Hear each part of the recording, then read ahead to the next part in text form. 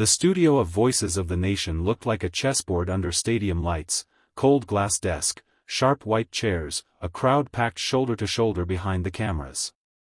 On the left sat Jessica Tarlov, posture composed, expression neutral, fingers resting lightly on a yellow legal pad.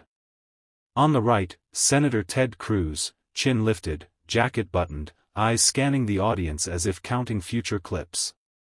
The cheerin' pulsed, gender, power, and policy, who's really listening? The moderator offered the softest tee-up he could. Senator, is the Equal Rights Amendment necessary in 2025? Cruz's smile landed before his words. We don't need another federal overreach to tell Americans what they already know, he said smoothly, hands performing conviction. Women are thriving. What we need is less regulation and more freedom. Polite applause trickled. Jessica waited, then leaned toward the mic. Freedom for whom? She asked, voice even. She didn't blink. Because freedom that excludes the people most affected isn't freedom, it's branding. A murmur rustled the seats. Cruz chuckled, a little too loudly. Look, Jessica, this is politics, not grad seminar theory. You're a woman, you should know better than anyone that the market rewards merit. The words hit the desk like a dropped glass. A few audience members gasped. Someone near the aisle whispered, did he just? The moderator stiffened, eyes darting. Cruz doubled down, palms out as if explaining gravity to a child. Women don't need new protections. They need the government to get out of the way. This is basic. He tilted his head toward Jessica. You're making it emotional. Jessica didn't swallow, didn't fidget. She let the silence stretch, letting the room hear itself. Then she placed her pen down with a soft click. Senator, she said, each syllable clear, I'm a woman, yes. I'm also a voter, a taxpayer, and the daughter of a woman who was told to settle.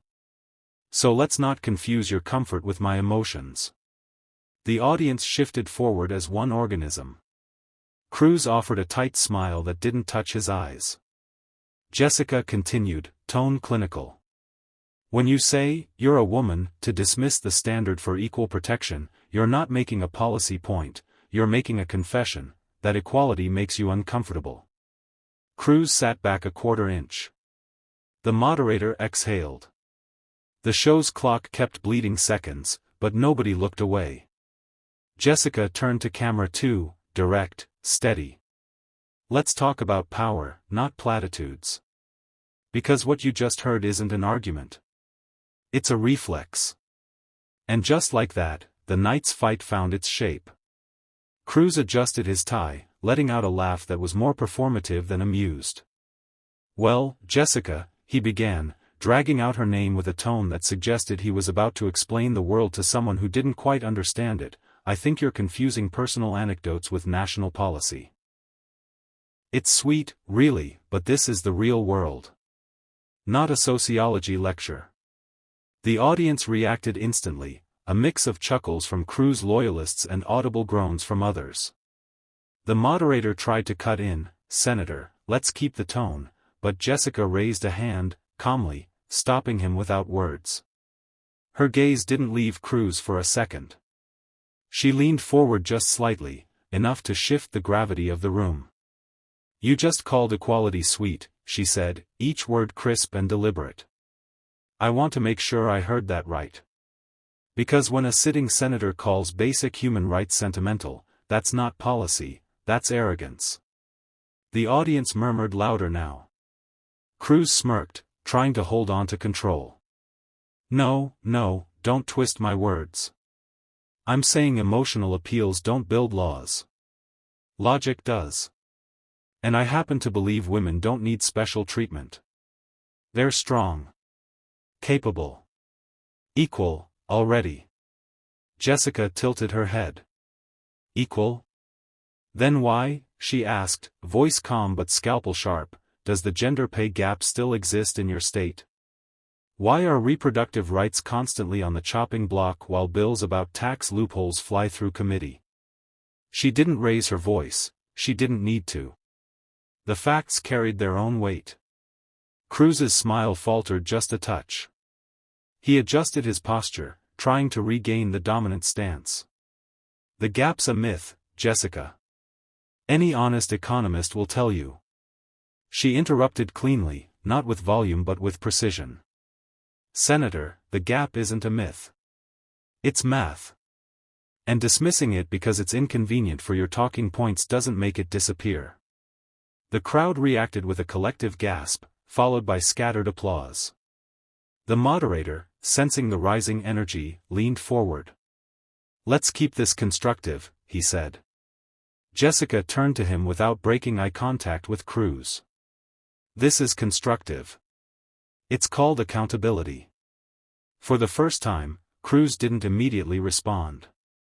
He tapped his pen on the table, once, twice, before forcing a grin. "You're good at sound bites, Jessica." She smiled back, unfazed. "No, Senator. I'm good at facts." The energy in the studio had shifted. Cruz had entered this segment expecting a verbal spar he could dominate with wit and dismissive charm. Instead, he found himself in unfamiliar territory, a debate where condescension wasn't landing, and every jab was meeting a wall of calm, immovable logic. The cameras caught it all, the flicker in his eyes, the tightening of his jaw. The audience sensed it too. Round 1 was over. And Jessica Tarlov had drawn first blood, without raising her voice. Cruz leaned back in his chair, forcing a confident smile, but the subtle shift in his body language betrayed irritation. He adjusted his mic like a man buying time. "Jessica, I know you love to throw statistics around," he said with a half-laugh, "but governing isn't about cherry-picking numbers. It's about principles. And my principle is simple. Government should not treat women like they're a special interest group." The audience buzzed again, some clapping, others shaking their heads. Jessica didn't flinch. She leaned slightly forward, elbows on the table, calm but sharp. "You keep saying principles," she said. "But what you're describing isn't principle. It's neglect dressed up as virtue. You're pretending equality already exists so you don't have to fix the gaps that remain." Cruz raised a hand as if he were correcting a student. "No, no. See, this is exactly the problem with modern liberalism. You think if someone doesn't agree with your solutions, they must be against equality. I believe in women. I respect women. I'm married to one, I'm raising daughters. That speaks louder than legislation." That line usually earned applause in his rallies. Tonight, the reaction was mixed. A few claps scattered through the room, but they were drowned out by a low, skeptical hum. Jessica waited a beat before answering, her voice lowering just enough to make the audience lean in. "Senator," she said, almost softly, "being married to a woman doesn't make you a feminist. Raising daughters doesn't make you a champion of women's rights. It just makes you a man living in a world where women exist. Congratulations." The audience burst into laughter, then applause, louder and longer than before. Cruz's smile froze in place. His eyes narrowed, not in open anger but in that clipped, calculating way of someone realizing a moment had slipped through their fingers. Jessica pressed on, voice gaining momentum without ever shouting. "You talk about not treating women like a special interest group. But women aren't a group. We're half the population. And dismissing every data point as cherry-picking doesn't make you principled. It makes you willfully blind." Cruz tried to cut in, but Jessica overrode him smoothly, not by volume, but timing. "You say you respect women? Then prove it with policy, not platitudes." The moderator looked between them nervously, but the crowd was hooked. Phones were out. Clips were already being recorded. One camera zoomed in on Cruz's tightening jaw as he muttered, "Unbelievable," under his breath. Jessica didn't look away. She knew the momentum had shifted even further. The first exchange had rattled him, this one cracked the shell. Cruz leaned forward suddenly, his voice dropping half an octave, trying to regain dominance through controlled aggression. "Jessica, you're very good at playing to the crowd," he said, smiling like a man about to deliver a punchline. "But this isn't about feelings or applause lines. It's about the law.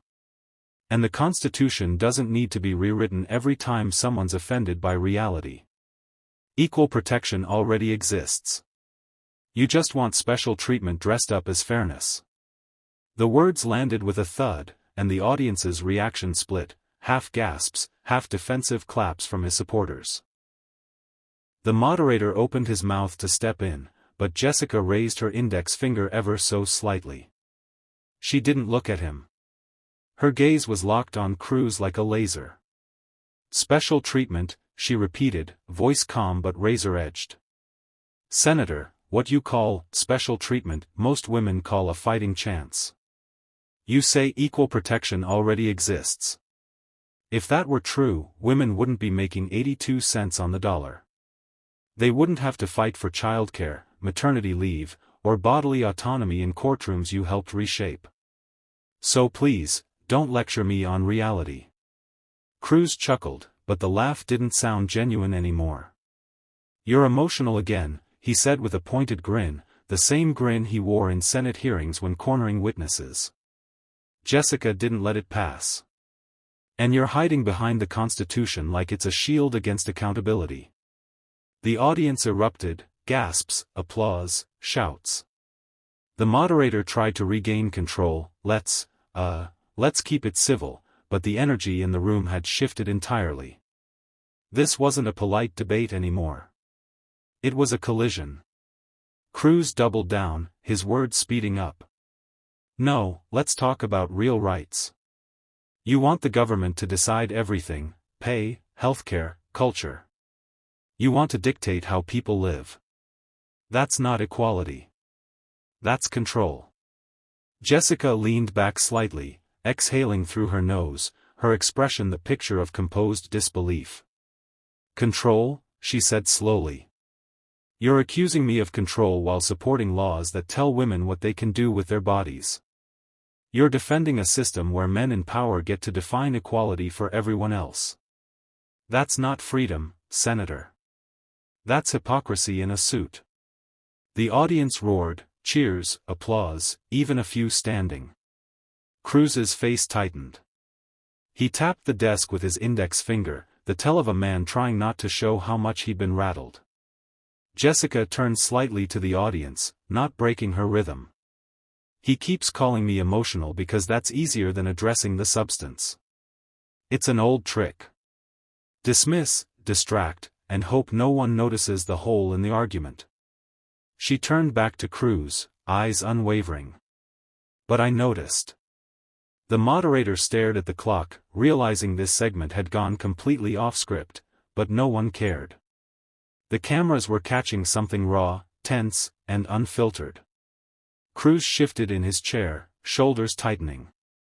The grin he'd worn like armor was slipping now, replaced by a flash of irritation. He pointed his pen toward Jessica. "See, this is exactly what I mean. You don't want a conversation, you want a lecture. You twist everything I say to fit your narrative. You're not debating, you're performing for Twitter." The jab landed, but not the way he intended. Jessica didn't flinch. She simply raised her eyebrows, like a teacher watching a student dig himself deeper. "Performing?" she repeated softly. "Senator, you just told millions of women they already have equality and should stop asking for special treatment. If that's not a performance, it's denial." The audience broke into applause again, louder this time. Cruz tried to talk over it, his voice rising. "This is what happens when liberals run out of facts, they make everything personal. I'm talking about the law, and you're talking about feelings."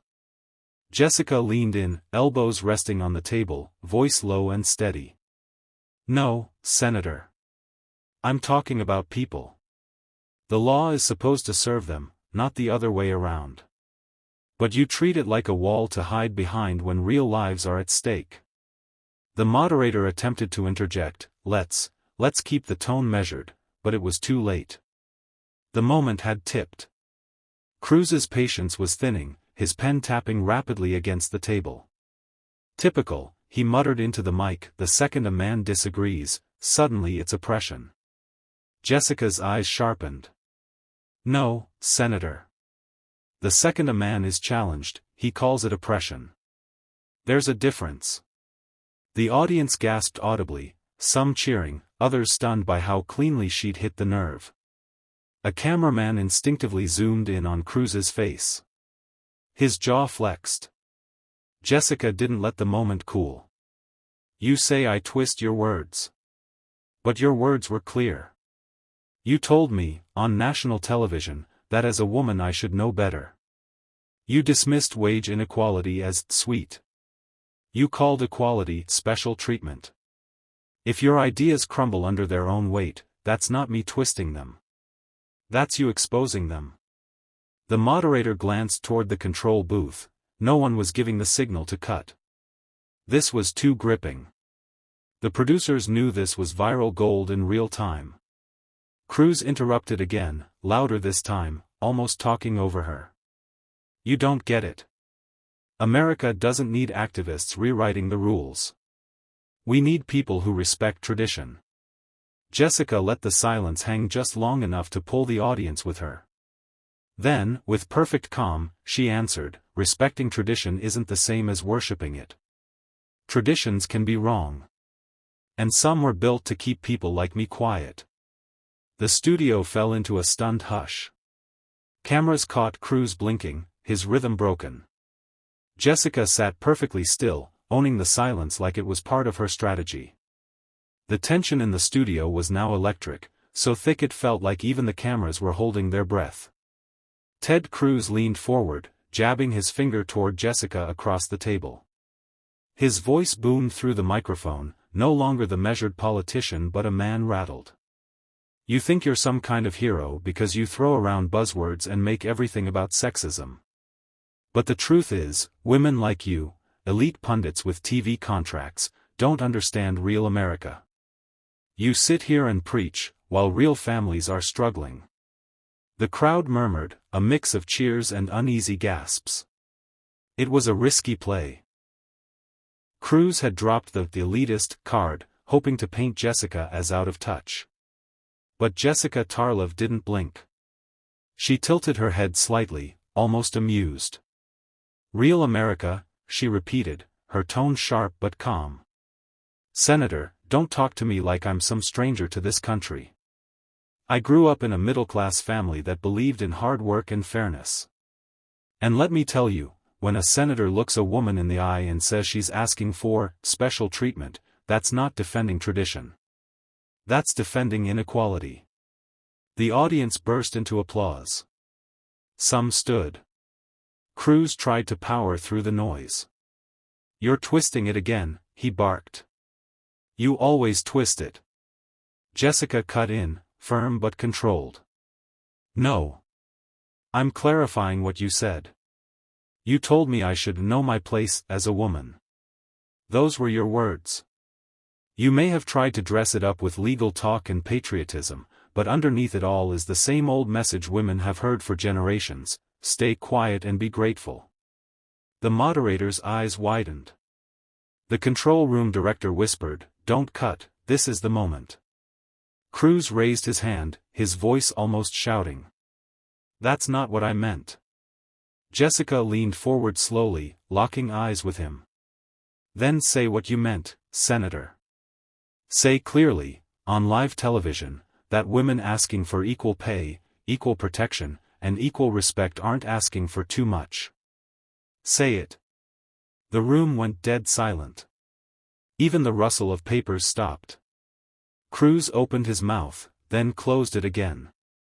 For the first time all night, he looked off balance. Jessica didn't let him retreat. This isn't Twitter. This isn't a soundbite. This is accountability. Say it, or don't, but the silence will speak louder than anything you've said tonight. The crowd exploded. Some cheered wildly, others gasped at the directness. Cruz shifted in his seat, tugged at his jacket, but no words came. Jessica sat back, calm, composed, victorious. She didn't need to gloat, his silence was enough. The moderator finally stepped in, clearly shaken. We're going to take a quick break," he stammered, but everyone in the room knew what had just happened. A turning point. A viral moment. The studio lights dimmed slightly as the program cut to commercial, but inside the room, no one moved. Ted Cruz sat stiffly, staring down at his notes, jaw clenched. Jessica Tarlov leaned back in her chair, composed, her hands folded neatly in front of her. She wasn't smiling, she didn't need to. The silence after his refusal to answer had already said everything. Back in the control room, producers were shouting over each other. "Clip that. Start the cut at, say it, Senator," one yelled. Another was already drafting the social media caption, "Tarlov corners Cruz after sexist remark, and he freezes on live TV." The network's social team knew exactly what they had on their hands, a moment that would ripple far beyond the studio walls. Within minutes, the clip hit X, formerly Twitter, Instagram, TikTok, and YouTube Shorts. The reaction was immediate and explosive. Comments flooded in. "She destroyed him without even raising her voice. Cruz looked like a deer in headlights. This is why Tarlov is unmatched on that panel."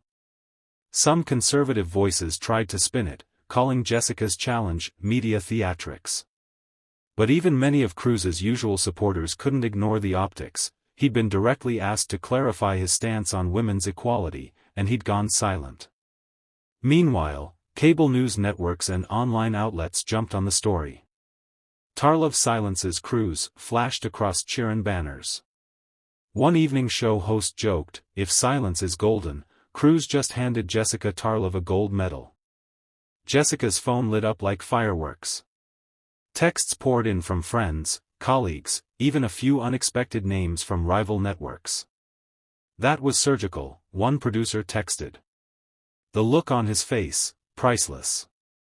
Cruz's team, on the other hand, scrambled. An aide whispered frantically to him during the break.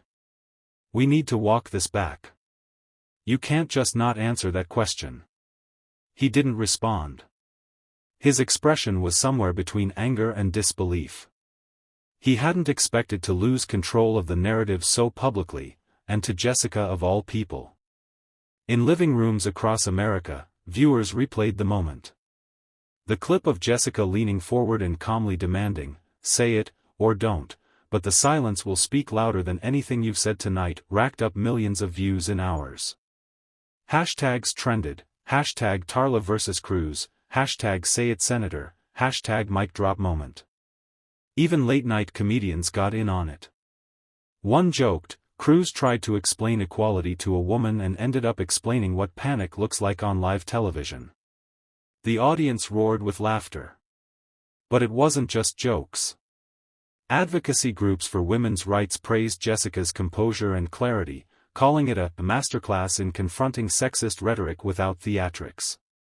Political analysts on both sides noted the shift. This wasn't just a soundbite, it was a defining exchange that could follow Cruz for months.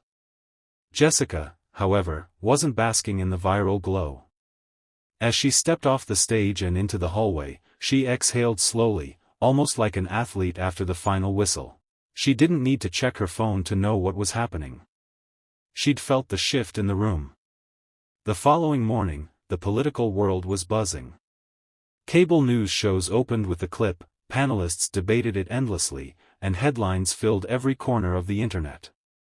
Tarlov outsmarts Cruz, viral moment rocks Capitol Hill, Senator stumbles on women's rights, the narrative had already formed. Ted Cruz, clearly rattled by the fallout, appeared on a conservative morning show to clarify his remarks. He smiled tightly into the camera, his usual bravado dialed back. "I think what happened last night was a misunderstanding," he began. "I respect women. Always have. Jessica Tarlov was trying to twist my words for ratings. But viewers weren't buying it." Social media lit up instantly. This is what damage control looks like when you've already lost. He didn't clarify. He doubled down. Jessica didn't twist anything. She asked a direct question. Clips of his attempted defense were stitched side by side with the original viral moment, making the contrast painfully clear. While Cruz stumbled through rehearsed talking points, Jessica's calm, cutting question from the night before replayed like a punchline that didn't need explaining. Meanwhile, Jessica appeared on a late-night news panel, not to gloat, but to stay focused. Dressed simply, her tone measured, she said, "I don't care about going viral. What matters is whether leaders can answer basic questions about equality without hiding behind rhetoric." The audience in the studio applauded. Her statement made headlines again. Tarlov keeps it classy after viral showdown. Political analysts noted how she controlled the aftermath with the same precision she'd shown on stage. One commentator remarked, "She didn't just win the moment, she's winning the narrative." Behind closed doors, Cruz's team held frantic strategy meetings.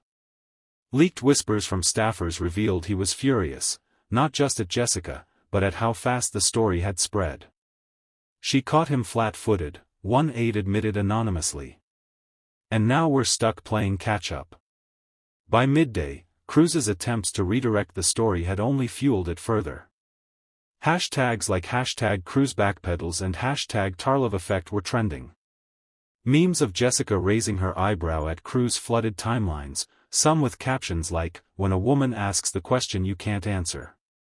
But perhaps the most telling moment came when a well-known women's rights organization released a statement. Jessica Tarlov did what millions of women wish they could do every day: demand accountability, calmly and clearly. It went viral in its own right. Cruz's political allies tried to shift the conversation to other topics, but even sympathetic hosts couldn't ignore the damage. One conservative commentator sighed live on air, "This story's not going away anytime soon." Jessica, meanwhile, continued her day as usual. Appearing on scheduled segments, taking questions, never once acting like someone riding a wave of virality. And that composure made her impact hit even harder. She wasn't just reacting. She was leading. By the end of the week, what began as a tense studio exchange had transformed into a full-blown political moment echoing through Washington. Senators were being asked about it in hallways. Journalists brought it up during press briefings. Advocacy groups used the clip as a rallying cry. The Tarlov-Cruz confrontation wasn't just trending, it was shaping the narrative on gender and politics. In the Senate corridors, cameras swarmed Cruz as reporters shouted over one another. "Senator Cruz, do you regret your comment? Was Jessica Tarlov right to call you out? Do you stand by what you said about women's roles?" Cruz forced a tight smile and gave a carefully crafted answer, "I've always supported equality for women. What Jessica did was misrepresent my stance." But his tone lacked its usual confidence, and everyone could tell he was on the defensive. One reporter whispered into her mic, "He's dodging again." Meanwhile, Jessica's measured response continued to dominate headlines. She appeared on a primetime political panel, where the moderator asked if she believed Cruz should apologize. Jessica didn't blink. "I'm not interested in performative apologies. I'm interested in clarity. If you hold power and can't answer a simple question about women's equality, that tells the country everything they need to know." The studio audience erupted in applause.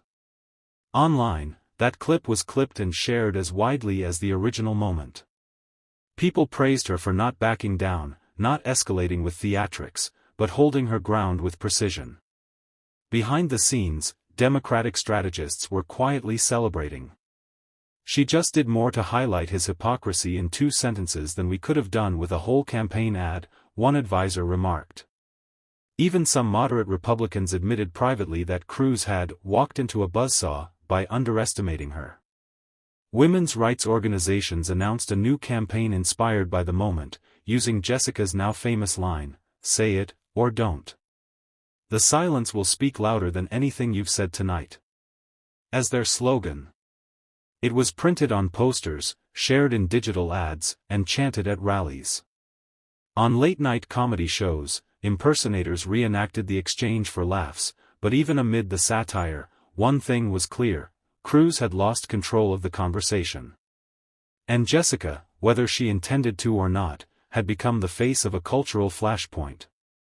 Political talk shows called it the Tarlov shift, the rare moment when a pundit didn't just win a debate but forced a national reckoning. Commentators noted how her approach stood out in a noisy media landscape: no yelling, no insults, just sharp, unrelenting logic. As Cruz boarded a flight back to Texas, his aides avoided eye contact with reporters. Meanwhile, Jessica was invited to speak at a women's leadership forum in D.C., not as a partisan figure, but as a voice of unapologetic accountability. She accepted. Weeks later, the Tarlov-Cruz confrontation had evolved from a viral clip into a defining cultural moment. It was being studied in debate classes, cited in political op-eds, and referenced in congressional hearings. Commentators across the spectrum agreed on one thing: Ted Cruz had underestimated Jessica Tarlov, and it had cost him. In a packed auditorium at the Women's Leadership Forum in Washington, D.C., Jessica walked onto the stage to a standing ovation. She wasn't there to gloat. She was there to talk about power, accountability, and the way moments like that debate could shift national conversations. Dressed in a simple navy blazer, she approached the podium and let the applause die down naturally. "That night wasn't about me," she began, her voice steady. "It was about a question, a simple one. And when that question wasn't answered, the silence spoke volumes. Millions of women recognized that silence. They've heard it in boardrooms, classrooms, and living rooms their whole lives." The crowd nodded, many visibly moved. Jessica continued, drawing a clear line between one televised moment and the larger cultural reality. She didn't use the language of a pundit, she spoke like someone who understood the stakes far beyond TV ratings. When we ask for equality, we're not asking for special treatment. We're asking to not be dismissed, mocked, or silenced. And when those in power can't answer us, that tells the truth better than any headline ever could. Meanwhile, in political circles, the ripple effects were still being felt. Cruz's approval ratings among female voters had taken a measurable hit. Conservative strategists quietly admitted that the exchange had damaged the brand in ways they hadn't anticipated. His future interviews were noticeably more cautious, especially on gender-related issues. On social media, Jessica's line, "Say it, or don't. The silence will speak louder than anything you've said tonight," had become a cultural reference point. It appeared in memes, articles, classroom discussions, and even protest signs. The viral moment had transcended politics, it had become a symbol. Late one evening, Jessica sat in her office alone, scrolling through her phone. Among the thousands of messages she'd received, one stood out. It was from a young woman in Texas. "I showed that video to my dad. He's never listened to me about gender equality before. But after watching Cruz freeze up, he said, 'Maybe you've been right all along.' Thank you." Jessica smiled softly. She didn't reply. She didn't need to. This was never about personal victory, it was about shifting conversations in places where silence used to rule. Back on Capitol Hill, the Cruz team tried to move on, but the imprint remained. Political analysts called it a modern debate lesson in the power of composure. One columnist wrote, "Tarlov didn't shout. She didn't sneer. She asked a question. And in doing so, she changed the tone of the room, and maybe more than that." As Jessica left the forum that night, cameras flashed, but she didn't stop for interviews. She walked through the D.C. evening air with quiet purpose. The moment had passed, but its echo was still growing. And in a media world built on noise, that was exactly why it mattered. What happened tonight wasn't just another debate, it was a reminder. A reminder that real strength doesn't come from shouting the loudest, but from standing your ground when it matters most. Jessica Tarlov didn't just respond to Ted Cruz, she held up a mirror to power, and the silence that followed spoke louder than any soundbite ever could. In a world where sexism still hides behind polished rhetoric, her calm, direct challenge cut through the noise. Moments like this don't fade, they shape conversations, shift narratives, and inspire countless voices to rise. This isn't the end of the story, it's the beginning of a bigger one.